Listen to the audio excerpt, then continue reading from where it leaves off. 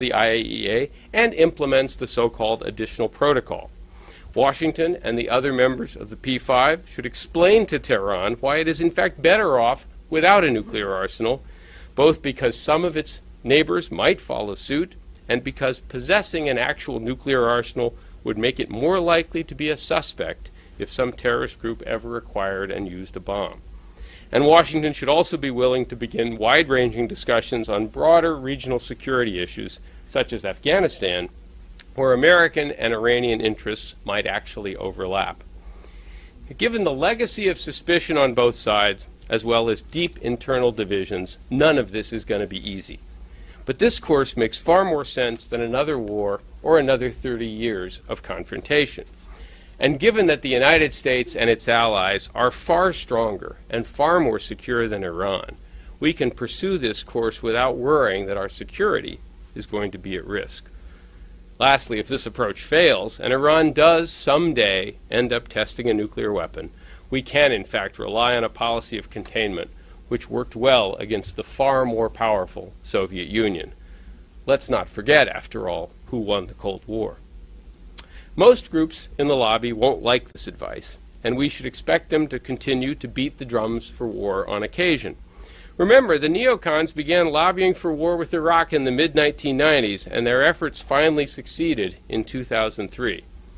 The lobby's efforts to drum up a war scare have failed this time around, but it would be naive to assume that they won't try again. When dealing with AIPAC and the neoconservatives, it seems, the price of peace is eternal vigilance. Thank you very much.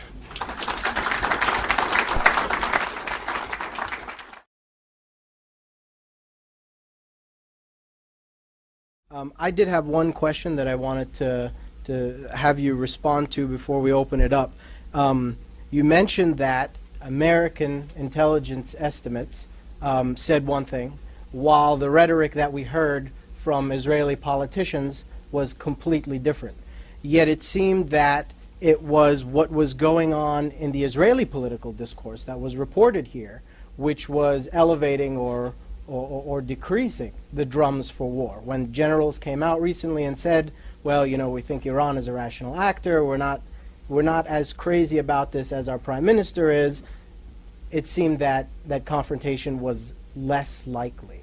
And I wonder now that with recent political developments within Israel, where the Israeli prime minister has broadened his coalition, brought within a large partner that has particular weight within the military establishment, whether you think there's reason to think that that will change now and we can be hearing the drums of war increase again in the coming months.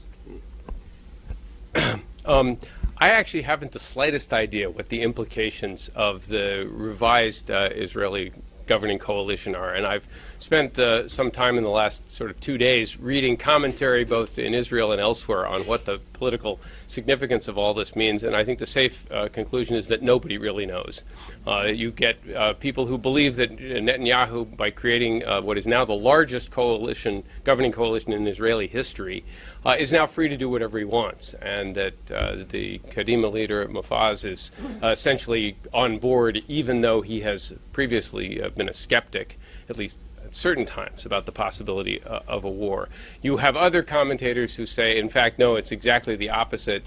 He now has brought some more moderates into the coalition. He doesn't have to pay as much attention to the real hardliners, people who are even to the right of Netanyahu. So I don't think that there's any clear consensus, and I don't have a strong view of my own of what this actually means. I will say something slightly different. I actually believe that much of the hype about a possible Israeli strike against Iran has been largely a bluff. That if you look at what Israel's actual military capabilities are, what their air force could actually accomplish against Iran, they could not, in fact, do enough damage to Iran's program to really be worth doing it. And one problem is that the new facility that the Iranians have built, which is an underground facility in Fordo, it's under 30 meters or so of solid rock. The Israelis don't have any planes that can carry a bunker-busting bomb big enough to destroy that. So they can't eliminate Iran's enrichment capability entirely on their own. And therefore, the threat to go unilaterally, I think, is not a particularly credible one. Now, you could tell a story about that they would start something in the hopes of getting the United States involved, but it seems to me that's an extraordinary gamble to take, particularly given the fact that the Obama administration, like the Bush administration in its final year in office, has, I think, sent unmistakable signals that we do not want the Israelis to go. So to go ahead anyway in the face of American insistence that they shouldn't go, on the expectation that we would then be forced to come in and help them, I think is a gamble that you're not likely to see. So in a sense, I'm not sure the reconfiguration of the ruling coalition in Israel is as important as the sort of larger strategic realities, and I certainly hope I'm right. Okay, so we have a number of hands up, and we're going to also get to questions from our online viewers. So let's start right here, and just wait one moment for the microphone so that everyone can hear you online as well. Go ahead, sir. Make sure that's on. Just one moment. Is it on? I am the ambassador. I can repeat the question if we... Hello? Yeah. Okay, I will try to raise my voice. It's okay. I am the ambassador of the League of Arab States here. There are two questions that are very short. I will make it so the others. You didn't refer to the coming meeting on the 23rd of May, I think, in Baghdad, which this might end all the arguments of, Iran, perhaps Iran can reach a deal with 5+1. And then, of course, we'll give this a credit to Al-Maliki and to Baghdad after the meeting in Istanbul. This is one. The other one, what do you think that we should do as Arab countries and Muslim countries, and of course the Palestinians also, in face of this huge and strong lobbies, pro-Israeli lobbies here, especially if we know that the United States, they enjoy very close and excellent relationship with among the closest allies of the United States are Arab and Muslim countries. Well, obviously, if there are two questions. One is, what about the meeting that's upcoming next month in Baghdad, where the P5+1 are going to be meeting again with an Iranian negotiating team? Maybe this whole problem will go away if they can reach a deal. Yes, I think much of the debate about a possibility of war would diminish greatly if they do succeed in reaching a deal. I am not optimistic that they will walk out of the Baghdad meeting, shaking hands with a document that's been signed. I think it will take more time for each side to sort of come to some understanding, although there have been some interesting hints in the press about the form that such a deal might take. And I alluded to it in my talk. It would basically be a deal where Iran would agree to give up some quantity of more highly enriched, 20% enriched uranium. We would agree that they could continue to enrich a certain amount of low enriched uranium, which can be used as reactor fuel, and that becomes the sort of beginnings of a package. I believe, and by the way, the reason that deal is attractive is it makes it a longer timetable for Iran. If it subsequently decided it wanted to get a bomb, it would take longer. Other people would have more time to respond to that. If they come out with a deal like that, I think the danger of war goes down, but I think the deal will be heavily scrutinized, and lots of people will be opposed to it, because a number of the voices that I quoted in my talk don't want Iran to be in any position at any point to ever be able to develop a nuclear weapon.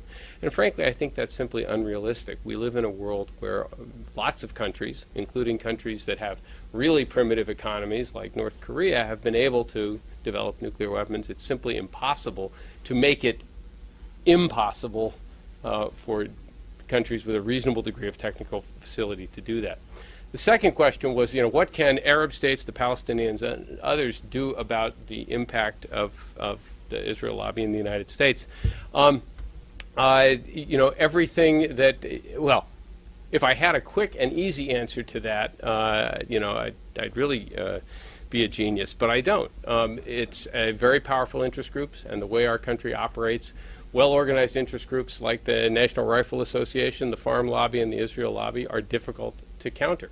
I think the United States, or others who think the United States needs to change its policies, have to be very patient and very articulate about explaining why these policies are not in America's interests and not good for us, for our other friends in the region.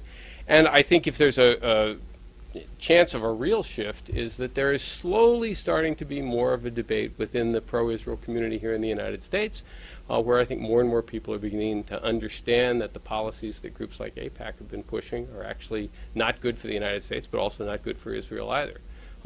And that's, I think, the more likely to be the sort of route to change in the future. I wish I could be more optimistic. Before we take our next question here, I just want to get one in from Twitter. Also, do we have our microphone sorted out? Okay. Sorry about that before, but a user asks, what do you think about the potential of a revived peace process during Obama's second term?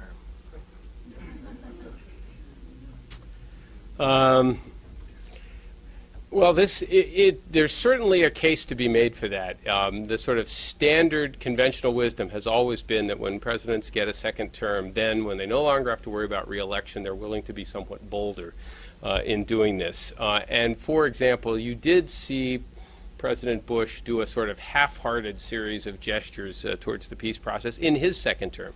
I'm not sure that's really why he did it. So yes, you could make a argument that if President Obama is reelected, he'll be able to do more. I guess I'm more skeptical of that because ultimately he is going to have to take on some pretty entrenched, pretty powerful political forces. And I think it's an open question to ask, which I admit I haven't fully made up my own mind on, whether or not the so-called two-state solution can be resurrected at this point.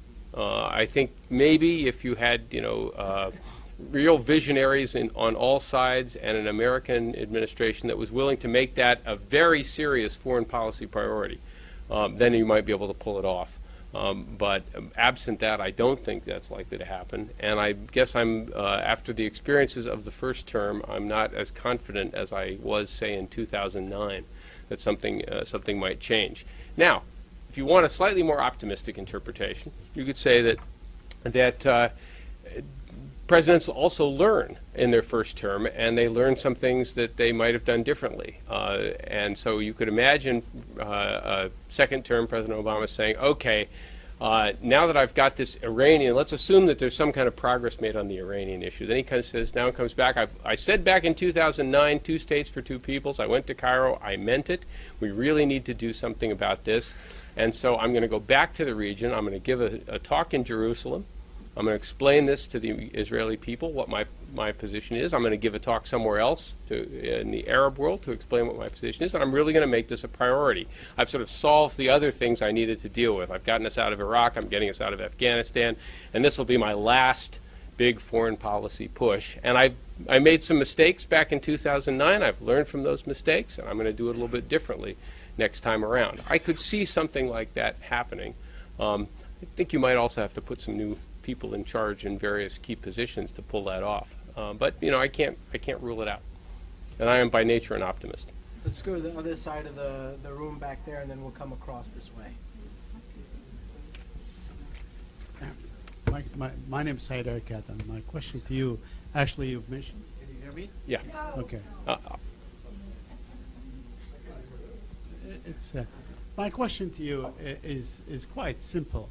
Why isn't all this hype about Iran actually is a masterful thing, really to do real attention, as you mentioned, but not really in focus enough by the pro-Israeli lobby, the pro-settlement lobby, to actually allow